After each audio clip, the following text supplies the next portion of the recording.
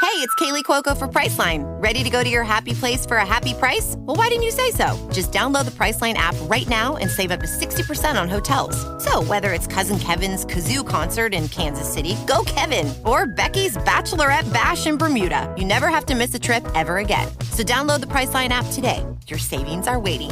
Go to your happy place for a happy price. Go to your happy price, Priceline.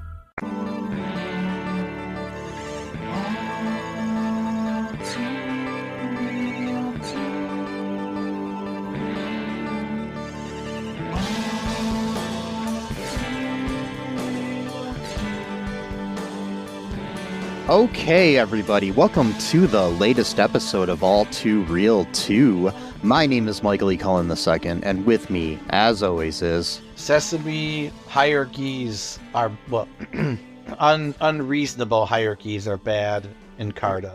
Sometimes hierarchies are decent, but, it depends on how, how you do it, stuff like that. But, like, some hierarchies are just really, really, really bad. Like, you just, you got like got one person at the top and you got one person at the bottom, and then you exploit the people on the bottom, and it's not good. Well, I mean, the hierarchy that our country is probably going to be heading towards soon is going to be the greatest thing ever, because there's hats that say "Make America Great Again." Yeah, true. Yes. Those hats are going to save the universe. Yes, but don't ever ask anybody who wears one when America was great. It's a forbidden question. You're not allowed to. Yeah, because it's like asking them, to translate the Bible into Aramaic or something. They look at you like, what the hell? Yeah, that's right. Jesus was American. That's why. Yes. Had a lengthy conversation just the other day with somebody online where he just responded to something with MAGA, and I was just like, so when was America great? And we went back and forth and everything, and then he started trying to tell me that I don't like America because I didn't agree that America was great, but he couldn't tell me when it was great. Because we all know what they mean when they say that. He wants to say back in the 1950s when certain people were put in their place, or even before that. Or like antebellum South or something, right. Yeah. We know, they know, we know that they know, they know that we know that they know that we know. So that's why they play that game of like, oh, look it up. And it's like, okay, how do I look up when America was great? Like what? Like what would you even find then at that point? Like, and then, like I've often said, it's like saying "Make America Great Again" is like saying "Make the internet dial up again," right? Because you're basically just going back to something worse. Well, don't you want those slow load up times and into crashes for no apparent reason, where you just get kicked offline for no reason at all? Yeah. Your mom picks up the phone and all of a sudden you're offline. Exactly. Which then meant you had to get a cable modem in order to prevent the phone line being used up. Yeah, those were interesting times during the internet. For Good sure. Times. Mm-hmm. Back when America was great. Yeah, back when America. I don't know, objectively, 1990s were better than they are right now. Well, for some things, I mean, gay marriage wasn't a thing. Well, yeah, but I mean, probably won't be for very much longer here. But Well, but I don't know, man. Unlike in this movie where America's definitely not great for various reasons. Yeah. So today on the show, we are covering the 2020 film entitled "When Women Rule the World." The Internet Movie Database synopsis says 4 young people get sucked into a time-bending vortex to an apocalyptic future where women rule the earth. It was directed by Sheldon Silverstein. I don't think he's related to Shel Silverstein, the author of like Where the Sidewalk Ends and stuff. I hope not. It was also written by Sheldon. It stars Anna Hara as Maria Putin, Chris Gooch as John Dawson, Francisco DeCune as Michael Bray, Sandra Lagla as Susan Tolby, among a bunch of other people. But those are our 4 young people, if you want to call them young. They that, look I know. They look like they're in like their 30s or 40s. I know. I'm just like, why does the description say that they were 4 young people? They were going for it first, and then they just end up like recasting everyone, and then they just kept the synopsis. I don't know. I don't know. It's kind of ridiculous. So yeah. What are your initial thoughts of this film? I thought it was okay. I really do. I would probably watch this at least another time if I was like with friends and wanted to just kind of bag on a bad movie, because it kind of had some of that to it. Like, it wasn't like one of those so bad they're bad movies where it's just boring. There's nothing going on. There was a lot of action in this movie, if you can call it action, but there kind of was, and a lot of wild characters to keep you entertained. Yeah. I don't know, I kind of liked it. I mean, it's not something I would watch like just for leisure, but it would be something I would watch with like a group of friends, or maybe, show some of my family members who appreciate bad art, and stuff like that. Or even watch, get high to and just watch it like that. That would be really fucked up. But like, yeah, I think it might be scary. Yeah, probably. The movie poster is interesting as well. It's got Anna Hera on the cover wearing an outfit I don't think she ever wears in the film, but I don't know. Holding 2 decapitated heads, and one of them looks like the Michael Bray character. Wow. And then the poster says, "Meet the first lady of the future with her heads of state," because she has these decapitated heads in her hands.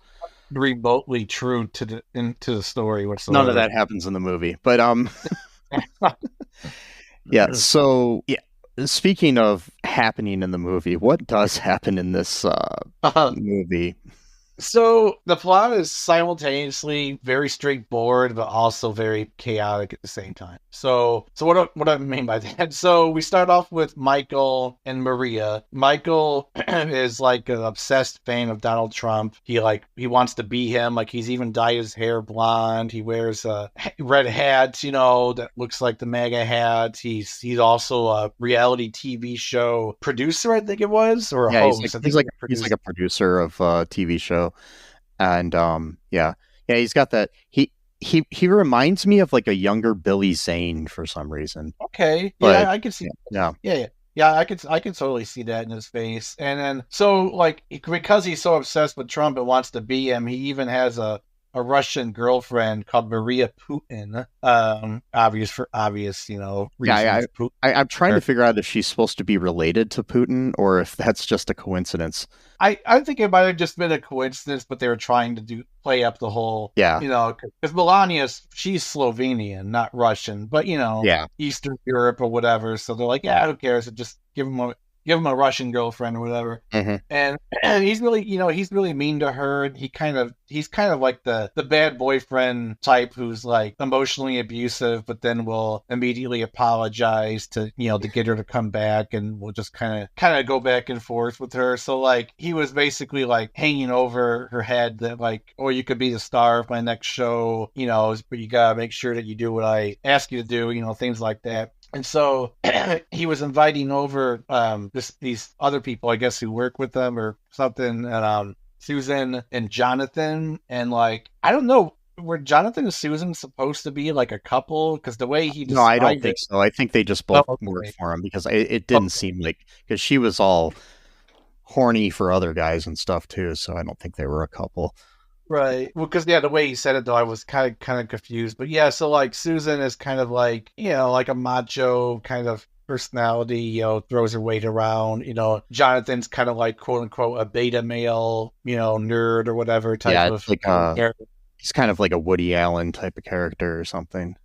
Not reality Woody Allen, but like a Woody Allen character from a Woody Allen movie, back before he was like a sleazebag. Yeah. Oh, really? Yeah, well, I forgot about that. No, not really. You mean you talk about the guy who married his ex-stepdaughter as a sleazebag? Really, Mike? Come on, yeah. I mean, that's not to mention being accused of, molesting his other children too. But yeah, That's so unwoke of you, bro. yeah, sorry. Yeah. Well, with that though, I did read some stuff that a lot of those people were coached a lot by what was it? What was her name? Mia Farrow. Yeah, I heard that like a lot of those kids were like coached by her of like what to say type of thing or something like that. Maybe not, but they've come out about it as adults though. So okay, all right, yeah. All right. So yeah, I mean, I guess it kind of makes sense. I mean, if you're willing to marry your ex stepdaughter, I mean, like it's kind of. I mean, but these are all just accusations. Don't come at me. Don't. No, it's not accusations. He really did marry his ex. No, I'm saying the other stuff are all accusations. Don't come after me. Right. Yeah. It's okay. It's okay. I don't think Woody Allen's going to be listening to our podcast, but that's all right. And I mean, if you are Woody Allen and you want to tell your side of the story, come on. Oh, sure, of course, yeah.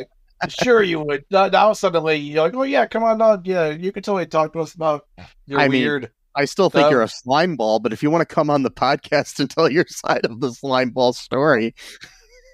I just can't get over that. I know I already mentioned it twice, but I just cannot get over the idea of marrying your ex stepdaughter. I can't get over that. Like, whatever. Okay, fine. Yeah. I'm just gonna leave that one aside for now because I could talk about that for like an hour and just how weird it is. But all right, so the four of them, they're gonna be driving from Reno to Las Vegas, and the reason why they're driving and not flying, other than to have plot armor in order to make this movie make sense, is that his quote-unquote baby, a Land Rover, which in his words cost $100,000 for a car that looks maybe would cost $30,000. I mean, it's not even tricked out. It's not even like there's nothing like and cool about it. Like I was gonna say, and like I mean, and even with that, $100,000 for a nice car, sadly, isn't that much today. No, but for that kind of like a Land Rover, it just looked, I mean, it looked like an old Land Rover from like 10 years ago. Like it didn't even look like a brand new Land Rover. But yeah, in his mind, he couldn't leave it behind because I guess he thought someone would like steal it while he's gone for some reason. I don't know why, but okay. And so he insisted that he drive which again is the main reason why, is because the movie needed that thing to happen in order for the rest of the movie to make sense, so they couldn't do it without that. Well, it's true. They just couldn't do it without that. They needed that. So they're driving, and then they end up like this weird, like purple electricity stuff, like hits the car, and it like makes the car like veer off into like the sand or whatever. And they're like trying to check out like what's going on. And then like they end up realizing that like there's like signs for like Hollywood or something like that, but there's no land, or there's like nothing. Yeah, their phones aren't working and everything. Yeah. Oh, yeah. It's all like barren desert type of stuff, Nevada, I think Reno, Nevada. So it's like, Nevada has a lot of those kind of, things, like canyons and whatnot, or, things like that. And so Susan sees a guy kind of looking at him from a little bit far away, and she basically just wants to like bang this guy. So like she just goes running after him, asking for like directions or whatever, but then she's like, we could do more than just talk if you want to, and all this kind of stuff. And then once she realizes that he's like some weird mutant looking dude or whatever, then she starts getting all creeped out about it. And then his companion shows up and he's like, we don't want to be around here or whatever. Then they just end up like bolting together out of there or whatever. Yeah, and the one note I made, I didn't make, but I made in my head, I guess, is that, because later we find out this is 2121 AD, and I think it's interesting that these guys are wearing blue jeans with patches on them, and this is supposed to be an apocalyptic movie, and they've got like, they look like Levi's or Wrangler or something, and well, yeah, the pants were preserved, and then so it's no. And so we have this thing. So Michael was like a really mean guy in this movie, and we'll find out later more stuff that happens. Oh yeah, I mean earlier he had proposed to Maria, and basically it seemed like he did it to get her to sleep with him, but I don't know. Yeah, or at the very least, have her under his control or whatever. Yeah. And and like, so Jonathan, he's like quote unquote like the beta male of the story, but like progressively he kind of becomes more of like a protagonist somewhat in the story. Whereas Michael just sinks more and more into his cruelty and misogyny, and Thank Jonathan God, because kind of. Michael is quite possibly the most annoying character I've ever seen in a film. Oh, I know. He was way over the top, and like Jonathan, like becomes a little bit more strong-willed. He's still like a nerdy, like he doesn't like Yeah. change personality, anything like that. But it was interesting to see like those two characters kind of veer off in different directions. Whereas, well, with Michael, it was really just going further down in the path he was already on in the first place. Whereas Jonathan was kind of going on like a completely new trajectory, and like not just being like a push around, type of guy or whatever, which ended up actually saving his life by the end of the movie. I know we're kind of jumping around here, but so eventually, what's that? I don't think it matters really. It doesn't really matter. So they get kidnapped by these women. The men are separated from the women of the group, and the men are put in like a jail, like a makeshift jail cell, and guarded heavily by like 3 different women guards. Yeah. And then the leader of the group, her name is I think Auriana, tells them like what's going on, like, hey, women rule the world now. Although it turns out later on that's not completely true, because there's a faction of men who have their own like little kingdom going on. So whatever. And then so the title lied to me. It did lie to you. Yes, it is, because women do not actually run the entire world. They have these enclaves. All right, I quit. Yeah, and there's also an enclave of men, a men's faction. I don't trust titles. Next thing you're going to tell me is that there's not actually wars in the stars in the Star Wars. No. Oh. And sadly, she does not have Michael's head, in her hand or whatever. No. That never. There were no decapitations in this movie whatsoever. I checked. We ever really find out what was eating Gilbert Grape? I'm just trying to figure out titles here. Like if they ever are truthful. I don't know, some kind of parasite, maybe. I don't know. And then no, I don't know. That's terrible. I got worms though. And speaking of worms, I'll tell you later. There's another movie I want to review sometime if you're into it. Probably for Halloween, because it's like a Halloween kind of movie. But anyway, so she basically explains to him like, hey, we control things now. We hate you guys, but we kind of need you, to get us pregnant and shit like that. So here's what we do: is that we have you guys fight to the death, and whoever. Or not fights to death, but whoever wins, he gets to like mate with one of our women in order to get them pregnant. And so Michael, of course, was all jazzed up about that. He's like, yeah, and so, but he wins the first fight, but he wins in a really cowardly manner. And like, I really thought this was actually decent acting by the actors, because like all the women like, just looked at him with utter contempt after he won the match. And the reason why he won the match is that he told the guy to look behind him, and then he punched him in the balls. And then and they're just like, really? Like, that's such a bitch way to win a fight. Like, we all know, like, there's like an instinctive rule. Like, if you get in a fight with a guy, you don't hit him in the balls. Like, it's like, even if you win, it's like a cheap win. You know what I mean? Like, because no one respects you, and you probably don't even respect yourself, really.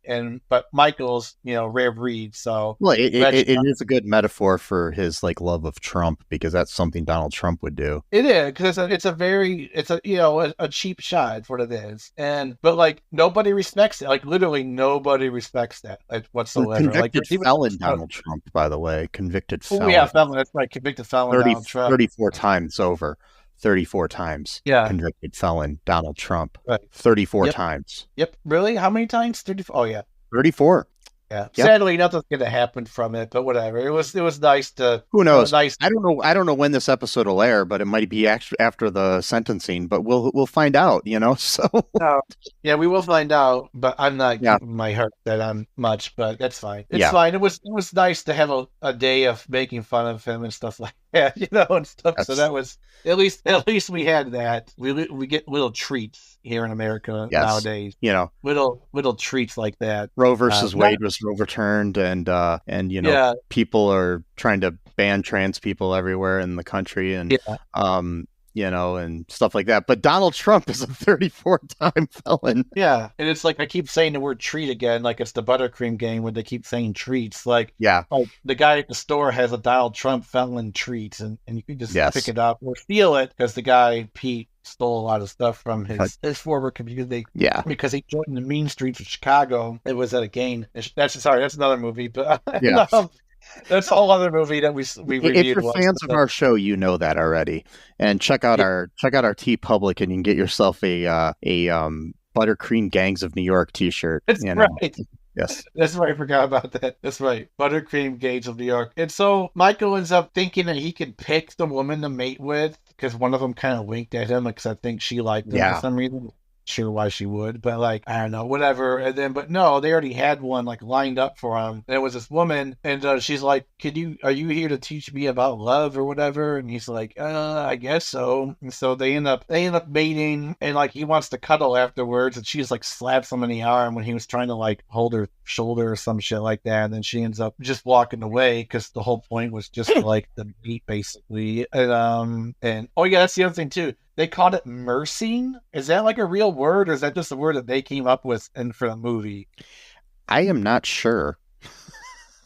Because they kept saying, this your reward is the right to mersing or for mersing or whatever. We're like, okay, and then like, but what I don't understand. So here is what I don't understand. Now I'm getting kind of weird here. So, so the whole point was like they technically need male people to mate with the women in order for them to get pregnant and like to keep the population level going on. Okay, that's understandable. But then later on, at one point, they were talking about how they implanted a uterus into a man, and then the man was pregnant with child. The real reason why is because they're like, well, we don't want women to like ruin their bodies by having to bear children or something like that. So it's like, so which is it? Are you getting the women pregnant or are you getting the men pregnant? Like, they didn't really explain that one. Anyway, what else happens? How would you spell mersing? I was assuming it would be MERS, not CING. Like MERCING, because there's there's a Urban Dictionary word. It's either mersing or merking. I'm not really sure, but it's spelled MERCING, and it's a word that means absolutely destroying something. Damn, Johnny is just mersing in Call of Duty right now is the example. I think it would be murking because sometimes they say a merc is like a murder victim. Yeah. But then there's also murking with a K, which comes from the root word of murk, and it means killing, beating, or murdering. That's another Urban Dictionary. So I don't know. So, yeah. They may have made up a term for the movie or something like that. Yeah. But anyway, what else happens? Because I'm kind of hogging this whole thing here. Yeah. So at some point, there's something to do with like crystals. Oh, yeah, that's right. That can control people and shoot things and then give me nightmares later. I mean, I'm serious actually about this. So, really? I had a dream the night I watched this movie. Right. Okay. Where I was shooting these crystals I had in my pocket at people and trying to destroy them like they were like a magic wand or something. Like I was Harry Potter or something going, I don't know what the hell I was doing, but there was people chasing me, and then it was really scary. Wow. I thought they were going to kill me, and then I woke up.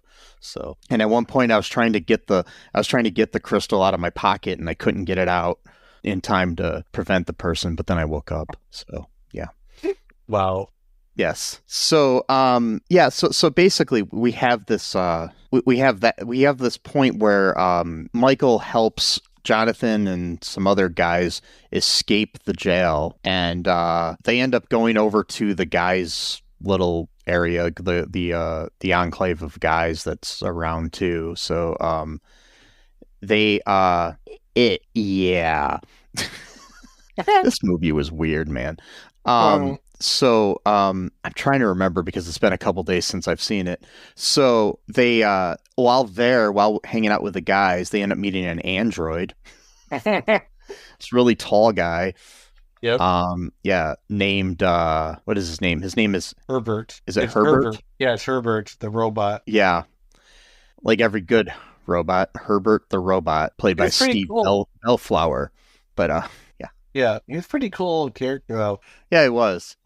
He's beating Jonathan at chess really easily, and he said he learned it from Bobby Fischer. Right. Yes. Oh yeah, did we explain why the world is the way it is? Oh no, I forgot about that. What was it? Was it like so there was a scene that basically they're talking about all these men that have destroyed the world throughout history, like your Hitlers and your Stalins and whatnot, and Donald Trump and Putin. And I guess that Donald Trump and Putin basically had a dick measuring contest, and then somehow that led to Donald Trump pressing the button and basically destroying the world. Yep. So that's what we got to look forward to for 34-time felon Donald Trump if he gets back in office. This movie will become a documentary. I hope not. Yes. So, oh God, Donald Trump sucks. Anyway, so basically, so that's how the world ended up in this apocalyptic, state. We've got but basically we've got this whole thing where they realize that this main guy that's hanging out with the guys, the kind of leader of the guy people, is basically in love with the main girl, and they used to be together before there was some kind of schism or something, so but she can control him with her laser crystals, and yep, sort of basically make him stand down, and I think a part of it has to do with the fact that he loves her. And so it makes me kind of wonder though. So when women rule the world, and they both look pretty young, so did this new society just start like 5 or 10 years ago in the timeline of the movie? Because well, how would this work out? Like they both look pretty young, and they talk about like throughout the world there's women ruling everybody too, or something. Not just there, that like there's little pockets throughout the world of women ruling people and stuff. And I'm just how like, would you know this though? Yeah, there's no. They don't seem to have like any technology. There's not like televisions or internet or anything. It's just crystals. That's it. That's like the one. Well, they did have something that showed like the little history of the world where we learned about Donald Trump and his dick measuring contest. Yeah. Oh right. I thought that was just for our benefit, but yeah, maybe they had like a freaking demo reel. That was the other thing too. So like they're trying to convert Maria in order to like integrate her into like their society, basically. Yeah, it's one part of the plot too. Is that they're trying to like turn her against the men, but she doesn't really buy into that. Yeah, go ahead. They basically keep trying to get her. They end up getting her to like have sex with them, sort of in a really awkward scene where it was obviously straight women in a lesbian love scene, and I'm sorry. I totally forgot about that scene. I don't even remember it. But that's what it felt like. Wow. Because basically the leader of the women is basically trying to, I think, seduce Maria in some way, through that, and basically trying to prove that, you don't need men, for anything other than procreation. And that might be true. Who knows? I don't know. But yeah, so with the help of the Herbert the robot, John is trying to escape and everything, but eventually Maria gets to John at some point, and Michael takes off, and he's trying to gather all these crystals so he can basically rule the world, because these crystals are important somehow. I'm not really sure. They are, but we don't know exactly why there's so many of them and why they're super important, but they are apparently. With Michael, he hated that at first, but then once he escaped, he joined the men's faction, and then he ended up like raping this woman that he kidnapped, I suppose. And then then he wanted to do it again to more people. Cool guy. Yep. It's the misogynistic greatness of MAGA chuds. And his idol Trump, his idol. Yeah. Oh, that reminded me for a quick second. In the beginning, he tried to grab her crotch, and he said something like, "Oh, come on, that's what Trump does," or something like that. I was like, "Whoa!" See, that's the thing with it too. It's like I'm all for being, like anti-Trump and everything and stuff like that, but this movie is not subtle by any means, and it's no, it's not. It's not at all. No, it's not. Like the satire is just like, you see what we did there, like there's no like even the people who like think like Archie Bunker was like the good guy in the show, or Al Bundy or whatever, even those people could see this movie and be like, okay, I know exactly what they're trying to say. Yeah, because like I get that they were probably trying to cater to a left-wing audience and stuff, which I'm fine with that, whatever you want to cater to, but it's like I don't even know if a left-wing audience can deal deal with the over the topness of this movie, you know. No, 'Cause I mean, like, it's not done in like a clever satirical way like Saturday Night Live or other things that, you know, do satire in a better way, you know. yeah, no, I was thinking the same thing because I could never understand what they were trying to say with the movie. I would, you know, if I'm being very, very generous, I would say they were subverting expectations, but that's assuming that they were good enough at what they were doing in order to actually 'Cause try that. I don't know what the message is. I don't know what the message is. That's No, the other thing. Yeah, right. So it's like I said this when I was watching it to you, that it kind of reminded me of of Barbie, a little you know, bit. the Margot Robbie Barbie movie, where it was trying to make a point about women and stuff like that, and like in a society, and also trying to make a point about how people need to live together. We can't just have a society run by men or a society ran by women. But obviously, it did not do it with the same tact as the Barbie movie. So yeah. No, well, even the Barbie movie kind of got weird with that because Yeah. they're like at the very end, they're like, oh, now the men can't be on the Supreme Court; they can only be. And they're like, so you just didn't get your own message? Like, what was that all about? Like the whole Well, point. no, they took them off, but then they said something about how they're going to have elections now and make it Well, fair. no. There's one point where the guy said something like, "Oh, maybe I did go. Well, you know, you got to start somewhere or something like this." Something I will try to find a clip one of these days, but like it was Yeah. basically implied that like the men are like second-class citizens all over again, and that's somehow a good thing because women power. And like, okay, but it kind of goes against what you're saying. But okay, but again, Yeah, we shouldn't be that's watching not how I Barbie. read it, but I guess that might be. Okay, I don't know. I'll try to find the clip again and see Yeah. what I was saying, because to me, that's what it kind of felt like they were trying to say, because, like, I Yeah. don't know, whatever. But again, we shouldn't be, like, you know, looking to Barbie movies for feminist discourse. You know, we should be No. reading, like, I don't know, Judith Butler, other authors, you know, people who've actually, you know, had their whole lives doing this, not a Barbie movie or this weird 2020. No. When I look for my discourse on women, I don't go to a Barbie movie. I go to a Bratz movie. No, I'm sorry. Oh, that's much better. You know, it's much more newer, more radical critique of the patriarchy. Totally. No, yeah, you really got. If you're on the cutting edge, you really got to watch the Bratz movie. They'll really set you straight. That or Monster High or something. You know, Oh yeah, totally. Yeah. Other you know, other dolls. But Yeah, but with this message, it made it seem like at first that like we were supposed to think it's like a good thing that the women like have the men enslaved and cut off their balls. That's the other thing too. They eat their testicles. And like that was almost seen as like awesome because men are terrible and we should be able to do anything we want for them. Women power.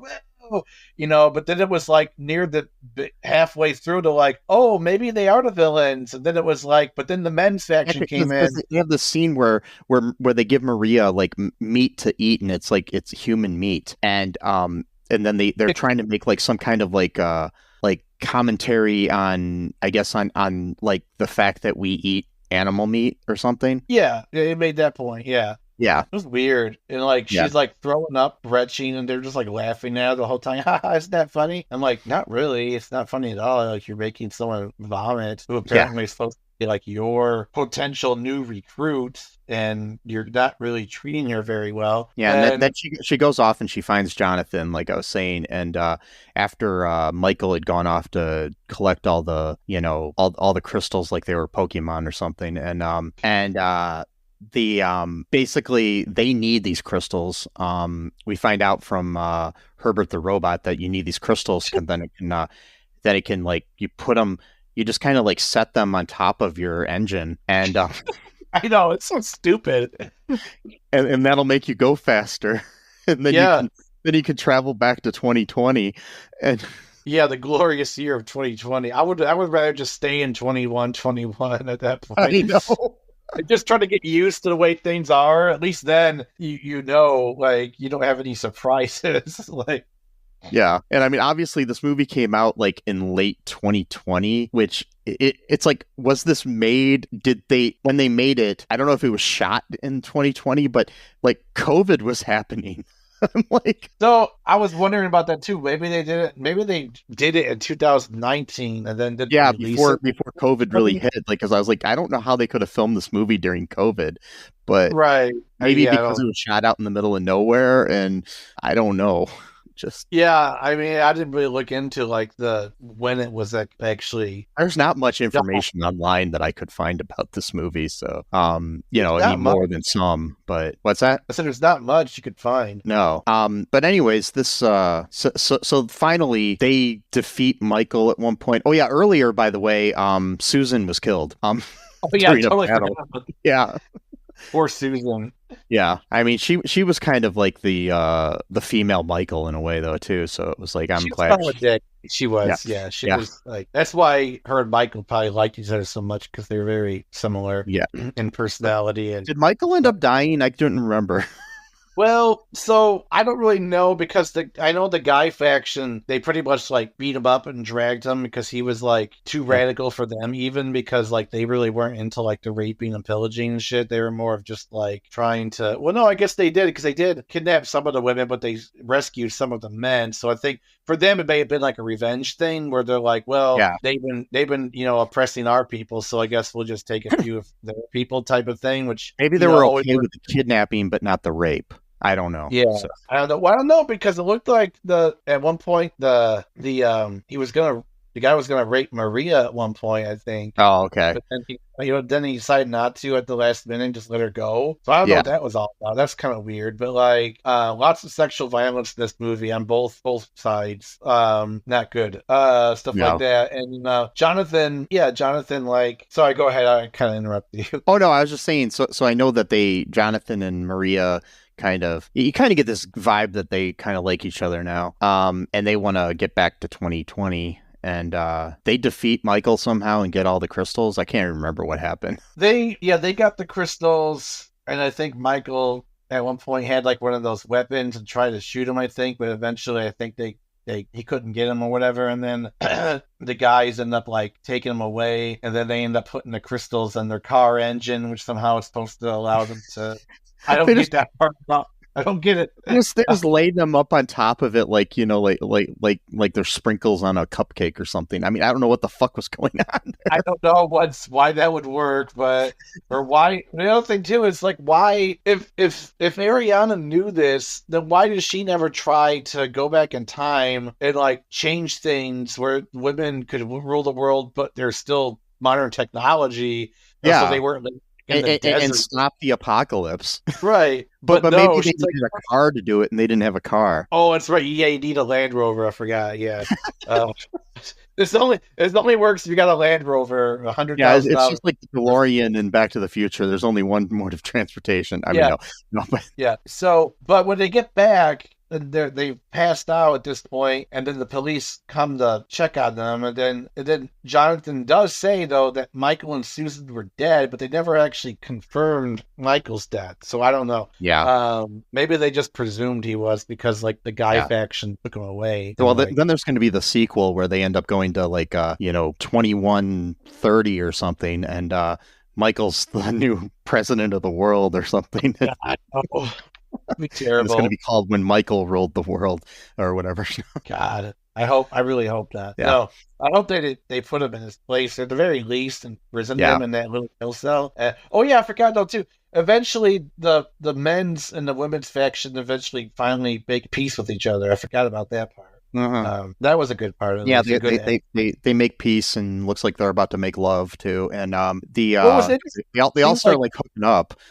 Well, that's what made me wonder if these were all former lovers of each other. Yeah, and then now they're like reunited with each other, type of thing. It could be. And then John and Maria get back to 2020, and they're like in the middle of like a street somewhere, like in Las Vegas or Los Angeles or something, and these cops are looking for the car for some reason that disappeared, and they see those two in there, and you don't even really know what happens after that. You don't. And why would they be looking for that particular car? And why would they even be looking for these four people as if they're like super important people? Like, just because you don't show up to an event doesn't mean you take a they could have been missing that many days. It's like no, there was like a day maybe or something like that. It's like, why, like, when these people are so big that, like, because they didn't, like, respond to anyone's calls, they're like, oh, we need a nationwide manhunt. I've been watching a lot of true crime documentaries and stuff lately, and sometimes when these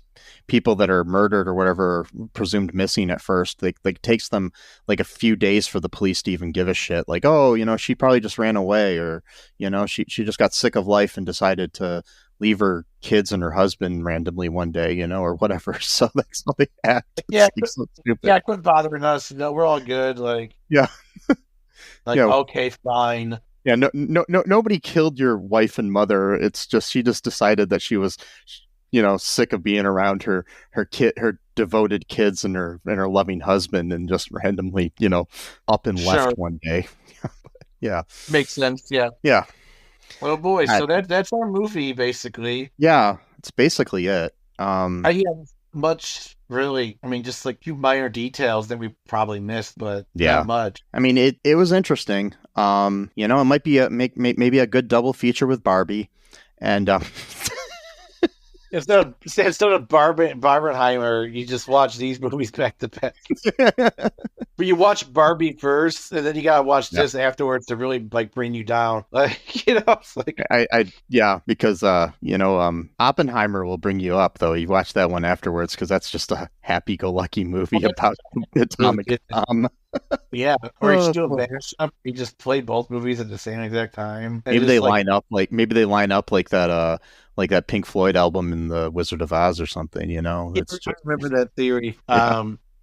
I tried that once, and it didn't really seem like it did anything. Like, it didn't seem. I've found that if you play the Wizard of Oz with Weird Al Yankovic's second album, I'm joking. No, I don't know. It's just Well, plus two, Dark Side of the Moon is like 42 minutes long. Yeah, you're supposed to start playing it at a certain point in the movie or something. Oh, I see. Not the beginning. Okay. Yeah. I was gonna say, I'm like, I can't remember. But yeah. Twice to match the whole movie, because the movie's like hours long or something. Man, I love The Wizard of Oz. Sorry. Good movie. I was just thinking about it. I love that movie for some reason, even though, there was a lot of shit going on. Someday we should dive into the behind the scenes of The Wizard of Oz and how horrible people were treated on that movie. My favorite, one of my favorite facts about that movie is of the main cast of the movie, only one character was paid less than Judy Garland. And guess who that was? I don't know. Toto. The dog? Yeah. All the guys got paid more than her. She was under contract and basically had to do the movie and couldn't ask for a raise or anything. But almost every other actor in that movie was making more money than her. Of course. And she's the fucking star. Yeah, exactly. So yeah, and then wonder why people like complain about stuff like that. It's like, yeah, because of historical injustices like that. That's why. Yeah. And it's not something you just like want to complain about like at random. Like, that shit happened. And also too, did they like give her like speed and shit? And like, got her she was treated like shit. Yeah. There's I think I want to do like a deep dive into Judy Garland sometime. I mean, it would just be an interesting side quest for our podcast, but it would be interesting. Yeah, but, also too, the guy who wrote Wizard of Oz was like a crazy ass racist too, and like what? The book or the the book, yeah. I don't know. Was he? I thought he was like super like anti-Native American, like calling them I don't like know. I don't know. that. He might have been, but I know that the producer of the film was a piece of shit and other things too. So oh really? Yeah, I'd have to look more into L. Frank Baum. The most I know about him is from the the docudrama where John Ritter played him. Yeah, that's cool. Yeah. But anyways, back to the topic at hand. When Women Rule the World was the greatest film I've ever seen. And no, really, no. But anything else you want to say about it? Just like when this is my advice, because we're an advice podcast now, and so my advice is to when you see a historical injustice that is still currently going on in various forms and phases, when you try to rectify those injustices, don't go on like the opposite extreme where you become the villains, which in this movie it was the women because they were like literally eating testicles and imprisoning men and making them fight for their life in order to make like don't go that far. Like go to like equality and then you like stick with that, right? Like don't go into the because I understand the temptations that you want revenge. Granted, okay. But maybe get a little revenge. That's okay. A little revenge treat. That's fine here and there. But don't overload on treats because if you do, your stomach's gonna get sick. You're not gonna feel good. You can feel icky. You know, like you can't eat candy all day long. You know what I mean? That's kind of like that's my advice. I mean, you can, but you'll get sick. Yeah. You can. Anyways, that's some good advice there. You know. Thank you. And this has been Advice with Sesame. Anyway, so folks, just some other advice here is go to all2reeltoo.com and check out all of our links there to our social media, to everything else. Make sure you subscribe to the show. You know, subscribe. Just subscribe. Do it. Yeah, do it. And share the show. Give us a 5-star review. That would help out immensely. I mean, it's the best way to help get us, shared to more people that might like the show. Also, check out our TeePublic. We got some merchandise there that'll help us support the show, and our Patreon. That's very important. I think that's good. Walk down the street, tell every man, woman, and child to listen to All2ReelToo. And if they look at you weird, that's okay. It's all good. It's all good. Yes, it's all good in the hood. And just remember that I love you. Michael Bray is the most annoying character I've ever seen in a movie. Sesame loves you. Free Palestine. And until next time, bye-bye. Thanks for listening to All2ReelToo podcast, a Cullen Park production. Produced and edited by Michael E. Cullen II. Music by Matthew Hawes. Subscribe and share the show. Visit us at cullenpark.com.